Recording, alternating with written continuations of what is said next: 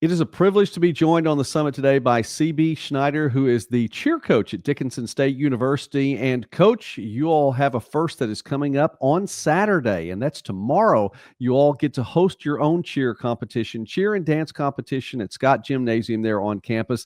Tell us a little bit about that, and I know that has to be an exciting thing on the way. It is. Joey, thank you, first of all, for having me. I'm so excited to get to talk cheer and a little bit of dance with you on your awesome site. Um, we are having our first in person. We've had virtuals before. The first couple years we competed, we had virtuals because we were just following up on COVID. And then that's no longer an option. And so we have traveled a lot because we're in Dickinson, North Dakota. And so the closest team for us when it comes to competition is like 9 hours away. But we have created some great relationships with other coaches around the nation. And so Northwestern is going to be coming to us to compete, and so is Carroll College. And we're just so thrilled. And they're also bringing their dance teams. So this will be just the full experience for our community and for people who will be joining us on the site and who will be joining us in person. First, the two dance teams will go, and Carroll College is a new team to cheer and to dance. They have just declared this year. So this will be their very first competition. And that's really special for us because not too long ago, like less than 5 years ago, we were the new team. And I know how that feels. So I'm so happy to be able to host them and to have had an opportunity to get to baby mentor her a little bit. She's just so great. But in Northwestern, solid team. Their dance team is excellent. Their cheer team is excellent. They were sixth in the nation last year, and we were fifth. So this is going to be a great show for people who just love the excitement and the athleticism of cheer and the competitiveness of it. And I think Carol is going to have a lot to offer and be amazing to watch. So it's going to be a good day for all of us. Well, that sounds fantastic. And it sounds great for people locally, too, who want to come out and see what something like this is all about. For those who follow cheer and dance, UCA and UDA just had their competitions, NCA, NDA, not till April. And I know it looks like that you might want to, or you are going to compete down at NCA down in Florida in that. But now is the time of year where the colleges get to have their own meets for duals, triangulars, and just group meets, as you will, before regionals and before nationals. So talk about competing in this time of year.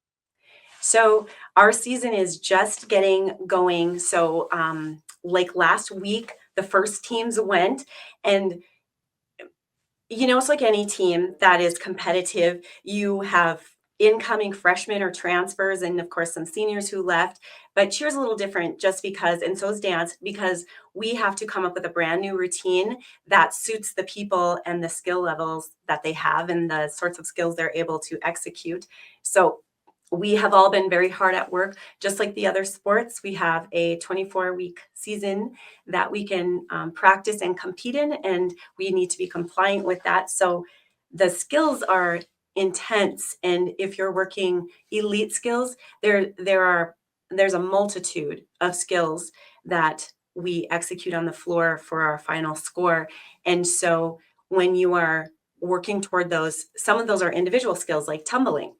And then you have group skills like stunting and pyramids and baskets and things like that. And all of those skills are skills that kids have to work hard at, just like in the different sports. You have to be technical on things. However, in a cheer performance or a dance performance, you have to take all of the skill sets, and especially like in teams like ours, we only have 10 kids on the floor. For tomorrow, we have a dozen, and we've had some injuries. We've had some things happen. So we'll have 10 tomorrow.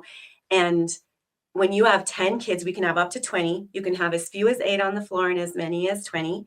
And when you have teams you're competing against who have double your number, then those athletes everybody's working hard. We're all working hard. They're all doing the business. But often in those cases, you might have kids who are kind of specialty, and maybe they get to focus on just the tumbling aspect, or just the stunting aspect or building skills. And in a team our size, nobody gets to be a specialty gal or guy. They have to do everything because we need to comply with a rubric the same as a larger team does. So that's an interesting part of what we're working on and what teams around the nation. What I do know about every single dance team and every cheer team across the nation, at whatever skill level they are complying with, every athlete is working hard to perfect whatever they are doing, and to do that in unity with their team. And it's very likely, I know for us, that teammanship and that bond, that family bond that you have with people whose lives are in your hands, or your life is in their hands, that and dance is the same thing. They do lifts and dance also. And that needing to get those turns at the same time, and all of the execution of everything all of those athletes are doing is a lot of time, detail, attention. It is a tremendous amount of strain on their bodies. It's always, I'm always surprised when people kind of think of cheer as only the sideline aspect of it. And that's an important part of what cheer does too, because cheer has many different faces. Just like, you just talked about UDA and UCA. There's the all-star aspect, and that's kind of the high fluffed up ponies and the glittery outfits and the crazy, fun actions and big performances. So there's that all-star competitive part of it. And then there's the part where you think of the cheerleaders with the pom-poms, shaking their palms, on the side, which has become much more athletic. But that's really important because sideline cheerleaders are focused on helping the crowd unify to help the team be able to do whatever they're trying to accomplish.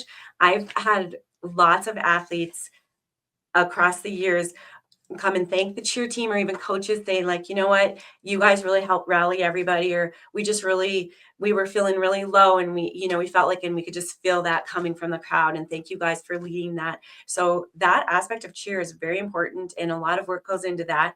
That is different than the competitive side of cheer, which focuses specifically on the skill set that the cheerleaders are demonstrating unity, and they're showing timing and all of the skills that are on our rubric that we have to execute, and we have to execute them to a specific level.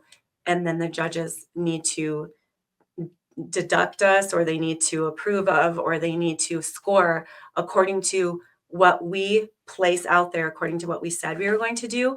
And I know across the nation right now, all those teams right now are working toward those things, and a lot of athleticism, a lot of heart, and a lot of mind is going into getting that done. And I know a lot of coaches are using very keen eagle eyes, and also a lot of heart and a lot of mind to grow their team to what they can be, and to encourage and hold accountable to those things. So that's what I think is happening across the nation right now.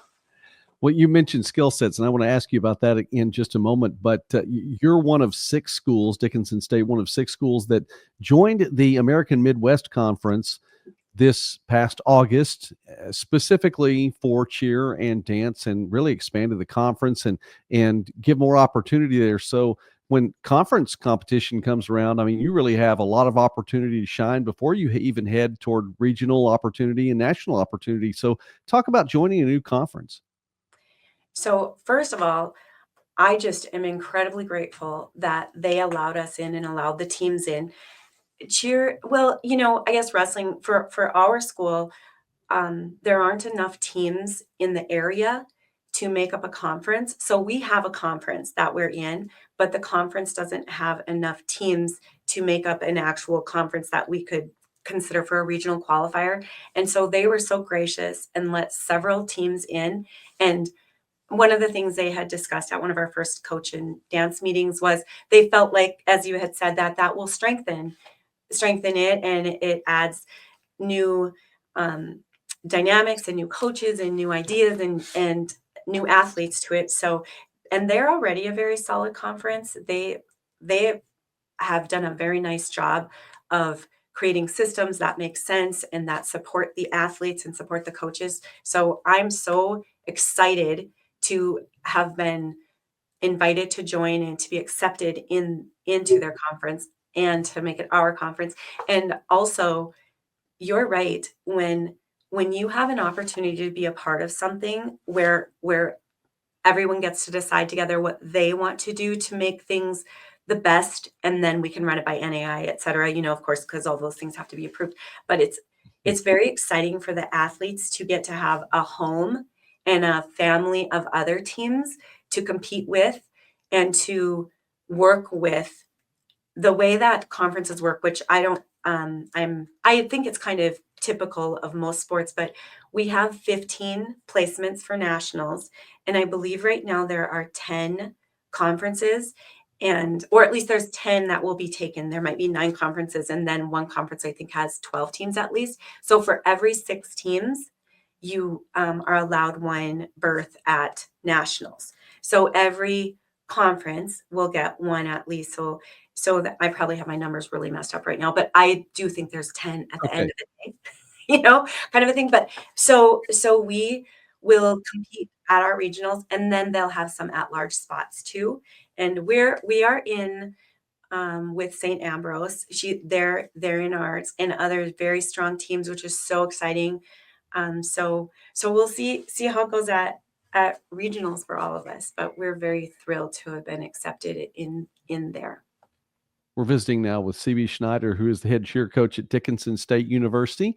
They're in Dickinson, North Dakota. And coach, you mentioned skill sets, and I'd like to ask you about that really quickly because you also talked about rubrics, and that's something too to these competitions. You get to select your routine, put things together, choreograph the whole thing. But there are certain things that have to be within each routine, certain skill sets, certain tumbling runs or lifts or stunts that have to be in there. Without giving away state secrets to your routine, tell us some of the things that have to be in these competitions that the judges are looking for that you need to do. Okay, so just basic things. There can be between 8 and 20 athletes on the floor. Fewer or more would be deductions or not allowed, obviously, if you're at 21. And every team has a rubric. We have to submit before our competition to the judges what's called an outline of what we'll be doing because the judges need to place us in a difficulty range. When we submit the outline, and everything is pretty much 0 to 5 points is where everything is. And you have so we have standing tumbling, running tumbling. We have, which, standing would be like if you're just going to stand and do a toe tuck, for example, or a tuck, I'm sorry, back tuck or back handspring, or you could do a standing full. And then the running tumbling would be any forward motion where you do something like a round off back handspring or that sort of thing.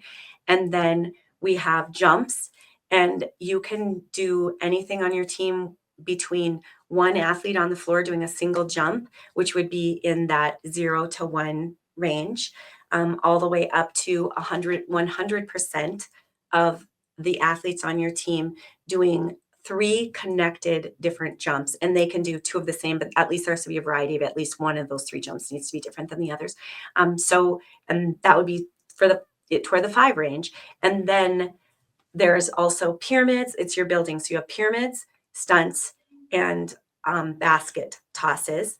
So those are the things. And then on the bottom of the score sheet, there's choreography, there's performance presentation, and then there's your difficulty.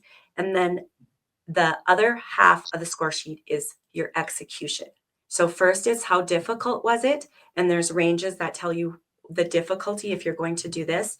And then on the other side of the score sheet, the judges will set your difficulty of what you're doing, and then you have to do what you said, and then they score how did you execute that. And then there's another 0 to 5 for that, and that's anything from oh no why did you do that, or you didn't do it, to wow, that was amazing, it was super safe, it was technique was completely on point, I would use that video to demo to others the correct way to do it. So that would be that 5 and anything in between. So that's what the score sheet looks like. So the judges, there's 0 to 100 points are available on the score sheet. And the quantity of people matters. The amount of males that you have on your team impacts what skills you do and how many of those skills you need to do, because the physiology is different, and the what is set out by USA Cheer. Those are the rules that we abide by underneath. And so everything is underneath there. So we just all comply with that, put the best of what we can do together. The max time you have is 2.5 minutes to do your routine. And you, as a coach, you look at your team and say, what can these kids do together? What can they safely do? What can they beautifully do? What can they consistently do?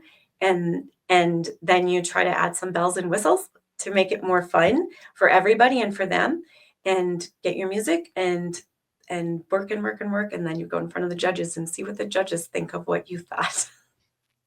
I like of all the things you said, I like that you said, and you have to do what you say you're going to do. So that's important too. I mean, it's no freelancing once you turn that in. Well, I think you've helped us then to be able to watch along this year for those who are going to be watching, whether it be on site or watching video wise. They know some of the things that they need to be looking for, and I'm sure a lot of people know already, but it's nice to hear that again too, because it keeps us invested too. If you really know what's going on and what you're looking for, it definitely keeps us invested. Okay, well then, Coach, let me ask you this, because you have a lot to do between now and competition time. So where do we get to watch this competition? If we're not going to be in Dickinson, North Dakota on Saturday, where do we get to watch this so we can see this competition to open up your schedule? You don't think you're going to make it from Oklahoma? You know what? I thought about it. Mrs. Midwest Sportsnet is up for the trip. If I told her we're going to fly out in the next hour, she would be packed within the next 5 minutes. But we may have to wait on that one. We'd love to make the trip up there someday, though, just to let you know that is something we would love to do. Well, we would love to have you. So it will be on our YouTube channel on the Blue Hawk Athletics. So people can catch it there. And it starts at 11 o'clock a.m. Mountain Time. That's our time zone. And we hope that people will tune in and watch and cheer along with us. I know that our fans, can I just tell you something, Joey, that I really love about cheer and dance? It is so different from any other sport, I think, because the teams will sit in front of the opposing teams, their opponents. Mm-hmm. And whether it's a dance team, like I know that my athletes, when the dance teams will be going, will be in front just cheering like crazy for those dance teams until we have to leave to go warm up, because we know the work. We understand. We get it. We know what it is to have your first performance, your first competition. It's a lot. And so the teams are so supportive of each other. And I really, really love that about NAIA cheer and cheer in general, and NAIA dance and dance in general. I just wanted to share that. So I hope people will come and cheer along with all of us. Well, you know what? And I appreciate you sharing that too. And having experienced this, seeing it, and having family as a part of it too, it is a unique opportunity. It's a unique viewing experience, and for all those competitors, it's its own sport. So I wish you all well then on Saturday in that. And just so you know, we will put the link to be able to watch this at Blue Hawk Athletics on YouTube. It's going to be in the description, so look for that there, and that'll be again starting at 11 o'clock Mountain Time. So watch for that. Coach Schneider, thank you so much for taking time to visit with us today here on Midwest Sportsnet. I hope we get to visit with you again, hopefully even this season. But you're welcome back on the channel, and we would love to get to visit with you again.